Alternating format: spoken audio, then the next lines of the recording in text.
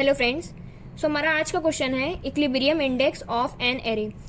हमें बताना है कि जो गिवन एरे है इसमें इक्विलिब्रियम इंडेक्स कौन सा इंडेक्स होगा। तो सबसे पहले हम ये समझते हैं कि इक्विलिब्रियम इंडेक्स होता क्या है।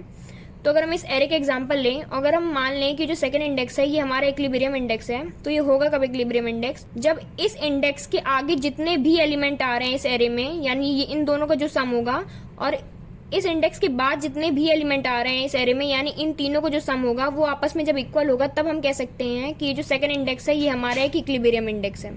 तो अगर हमें किसी भी एरे में पता लगाना है कि कोई इंडेक्स इक्विलिब्रियम इंडेक्स है या फिर नहीं, तो उसके लिए हमें क्या चाहिए होगा कि हमें ये पता होना चाहिए कि उसके लेफ्ट साइड की जो एरे है उनके एलिमेंट्स का सम क्या है, और उसकी जो राइट साइड की एरे है उनके एलिमेंट का सम क्या है। अगर हमें लेफ्ट पार्ट के एरे का सम और राइट पार्ट के एरे का सम पता होगा, तो अगर हम उनको आपस में कंपेयर कराएंगे कि वो इक्वल हैं या फिर नहीं, अगर वो इक्वल होंगे तो हम कह सकते हैं कि जो इंडेक्स है ये हमारा एक इक्विलिब्रियम इंडेक्स है। तो चलिए अब हम इस क्वेश्चन को एक ड्राई रन के थ्रू समझते हैं। तो हम क्या करने वाले हैं, यहाँ पे हम दो वेरिएबल लेने वाले हैं, एक राइट सम और एक लेफ्ट सम।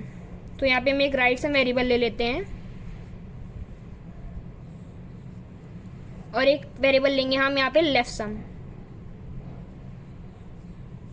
ठीक है, अब हम राइट सम को किससे इनिशियलाइज करने वाले हैं, उसको हम इनिशियलाइज करेंगे इस एरे में जितने भी एलिमेंट आ रहे हैं उन सबके सम से। तो अगर हम इस एरे को देखें तो इसके सारे एलिमेंट का जो सम है वो है हमारा, ये है 4, और हम लेफ्ट सम को इनिशियलाइज करने वाले हैं 0 से।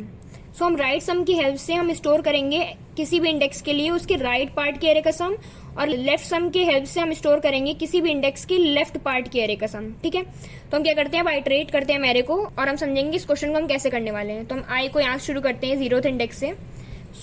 तो अगर हमें चेक करना है कि ये जो एरे का 0th इंडेक्स है ये हमारा इक्विलिब्रियम इंडेक्स हो सकता है कि नहीं, तो उसके लिए हमें पता होना चाहिए कि इसके लेफ्ट पार्ट के एरे का सम क्या है और इसकी राइट पार्ट के एरे का सम क्या है। तो हम देख सकते हैं कि इसके लेफ्ट पार्ट में तो एरे है ही नहीं, तो लेफ्ट सम को तो वैसे भी हमने 0 से इनिशियलाइज करा है।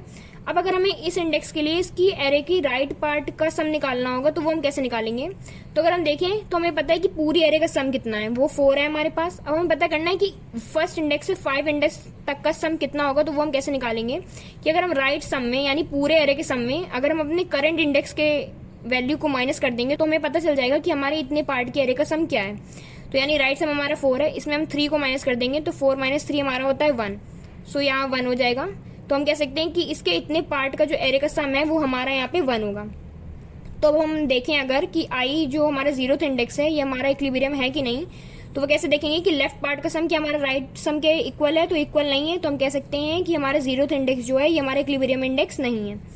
अब हम क्या करना है, हमें आगे बढ़ना है, लेकिन आगे बढ़ने से पहले हमें क्या करना होगा कि हमें लेफ्ट सम को अपडेट करना होगा, क्योंकि अब हम जब आई आगे बढ़ा देंगे यानी आई जब हमारा फर्स्ट इंडेक्स को पॉइंट करेगा, तो उस समय हमारी लेफ्ट पार्ट क्या होगा एरे का, इतना पार्ट, यानी हमारा 0th इंडेक्स।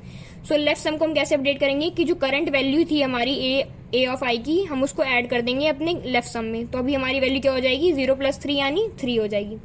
हम क्या करेंगे, अब हम आई को आगे इंक्रीमेंट करते हैं, तो आई हमारा यहाँ पे आ गया है। अब हमें फर्स्ट इंडेक्स को देखना है कि ये हमारा इक्विलिब्रियम इंडेक्स है कि नहीं, तो यानी उसके लेफ्ट पार्ट का सम इक्वल होना चाहिए उसके राइट पार्ट के। तो लेफ्ट सम तो हमारे पास ऑलरेडी है हमारे पास 3। अब हमको देखना है कि लेफ्ट पार्ट राइट पार्ट का सम क्या होगा, तो वो कैसे निकालेंगे हम। हमारे पास अभी जो 1 है ये इतनी पार्ट के एरे का सम है। अब हमें निकालना है कि इतनी राइट पार्ट के एरे सम क्या होगा, तो वो कैसे निकाल रहे थे हम अभी, जो हमारा अभी तक का राइट सम है उसमें हम करंट इंडेक्स की वैल्यू को माइनस कर देंगे। सो 1 - 1 यानी यहाँ पे 0 आ जाएगा।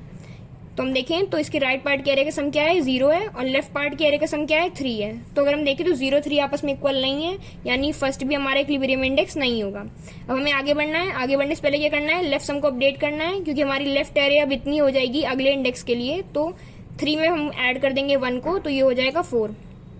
ठीक है, अब हम क्या करेंगे, अब हम फिर से आई को इंक्रीमेंट करते हैं। अब आई हमारा सेकेंड इंडेक्स को पॉइंट कर रहा है। अब हमें देखना है कि सेकंड इंडेक्स इक्विलिब्रियम है कि नहीं इंडेक्स, तो इतने पार्ट का सम इसके इक्वल होना चाहिए। तो लेफ्ट पार्ट का सम तो हमने ऑलरेडी कैलकुलेट कर लिया था प्रीवियस आइटरेशन में, जो कि है 4 इतने पार्ट का सम। अब इतने पार्ट का सम कैसे निकालेंगे, जो अभी तक का सम है उसमें हम करंट इंडेक्स की वैल्यू को माइनस करेंगे, यानी 0 - -4। तो क्या हो जाएगा, 0 + 4 हो जाएगा, क्योंकि माइनस माइनस प्लस हो जाता है, तो इसका सम क्या हो जाएगा, 4 हो जाएगा। अब हम देखें तो हमारी लेफ्ट पार्ट के सम क्या है, 3 + 1 यानी 4, और ये जो राइट पार्ट का सम है ये भी हमारा 4 है। तो हम देखें तो राइट सम हमारे लेफ्ट सम के इक्वल है, तो हम कह सकते हैं कि जो हमारा सेकंड इंडेक्स है यही हमारा इक्विलिब्रियम इंडेक्स होगा। और हमें अब आगे बढ़ने की कोई जरूरत नहीं है, क्योंकि हमें ऑलरेडी अपना इक्विलिब्रियम इंडेक्स मिल चुका है। सो हम यही अप्रोच फॉलो करने वाले हैं। तो चलिए हम इसका कोड लिख लेते हैं। तो चलिए सबसे पहले हम इन दोनों वेरिएबल को इनिशियलाइज कर लेते हैं, एक राइट सम और एक लेफ्ट सम को। तो यहाँ पे इंट राइट सम से शुरू करते हैं हम। इसको हम 0 से इनिशियलाइज कर लेते हैं क्योंकि राइट सम में हमने स्टोर क्या किया था, इस एरे में जितने भी एलिमेंट आ रहे हैं इन सबके सम को। तो चलिए पहले हम इनका सम कैलकुलेट कर लेते हैं। तो एक फॉर लूप के थ्रू हम इनका सम कैलकुलेट करेंगे। फॉर इंट आई को इनिशियलाइज करेंगे 0 से, I should be less then जो हमारी एरे का साइज है यानी कैपिटल एन, और आई को इंक्रीमेंट कर लेंगे। उसके बाद हमें बस सम कैलकुलेट करना है। तो हम क्या करने वाले हैं, जो राइट सम वेरिएबल था हमारा, इसमें हम ऐड करते जाएंगे इस एरे के सारे एलिमेंट को एक एक करके। सो ए ऑफ आई, सो यहाँ हमने राइट सम यानी इस एरे के सारे एलिमेंट का सम कैलकुलेट कर लिया और वो हमने राइट सम में स्टोर कर लिया। अब हमें क्या करना है, अब हमने यहाँ पे लेफ्ट सम भी वेरिएबल लिया था, इसको भी यहाँ पे हम इनिशियलाइज कर लेते हैं। लेफ्ट सम, इसको हमने 0 से इनिशियलाइज कर लिया था। ठीक है, हम क्या करते हैं, अपना मेन कोड लिखते हैं। तो हम फॉर लूप लिखना शुरू करते हैं अपना। तो for int I equal to 0 index से I should be less than N, और आई को हम इंक्रीमेंट करते रहेंगे। हम क्या कर रहे थे कि सबसे पहले हम राइट सम की वैल्यू कैलकुलेट कर रहे थे। वो हम कर कैसे रहे थे राइट सम की वैल्यू कैलकुलेट, कि हमें टोटल सम तो पता था, बस हमें उसमें अपने करंट इंडेक्स की वैल्यू को माइनस करना था और हमारा राइट सम निकल रहा था। तो चलिए राइट सम को सबसे पहले अपडेट करते हैं यहाँ पे किसी भी इंडेक्स के लिए। तो राइट सम हम कैसे निकाल रहे थे, राइट सम में हम माइनस कर रहे थे करंट इंडेक्स की वैल्यू को, तो हमें मिल जा रहा था अपना राइट पार्ट का सम। तो ये राइट सम निकल गया था। फिर जैसे हमारा राइट सम निकल रहा था उसको हम कंपेयर कर रहे थे अपने लेफ्ट सम से कि वो इसके इक्वल है कि नहीं। तो चलिए अब यहाँ पे कंडीशन लिख लेते हैं कि इफ, अगर जो हमारे यहाँ पे राइट सम है अगर वो इक्वल है हमारे लेफ्ट सम के, तो हम कह सकते हैं कि वो जो इंडेक्स है वो हमारा इक्विलिब्रियम इंडेक्स होगा। तो हम यहीं पे रिटर्न कर देंगे अपने करंट इंडेक्स को यानी आई को। ठीक है, और अगर ऐसा नहीं था तो हम आगे बढ़ रहे थे, हम क्या कर रहे थे कि लेफ्ट सम की वैल्यू को हम अपडेट कर रहे थे, क्योंकि अब हमें आगे बढ़ना है तो करंट इंडेक्स को भी हम ऐड कर रहे थे अपने लेफ्ट सम में। तो हम वो करेंगे यहाँ पे, हम यहाँ पे लेफ्ट सम में प्लस कर देंगे अपने करंट इंडेक्स की वैल्यू को यानी ए ऑफ आई को। सो इसी तरह हमारा कोड रन होता रहेगा और हमें फाइनली इक्विलिब्रियम इंडेक्स मिल जाएगा। अगर हम कोई ऐसा एग्जांपल लें जिसमें इक्विलिब्रियम इंडेक्स एग्जिस्ट ही नहीं करता, तो उस केस में हमें क्या करना है कि हमें -1 रिटर्न करना होगा। तो अगर यहाँ पे ये लूप पूरा रन हो गया और कुछ रिटर्न नहीं हुआ है यानी इक्विलिब्रियम इंडेक्स एग्जिस्ट ही नहीं कर रहा है, तो उस केस में हम क्या कर रहे थे कि हमें यहाँ पे -1 रिटर्न करना होगा।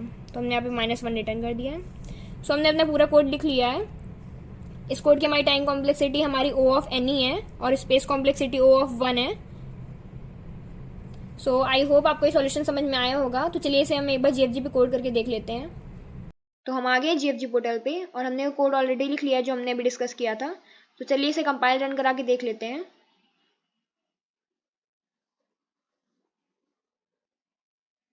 सो हमारा कोड सक्सेसफुली कंपाइल हो गया है। अब इसे सबमिट करा देते हैं।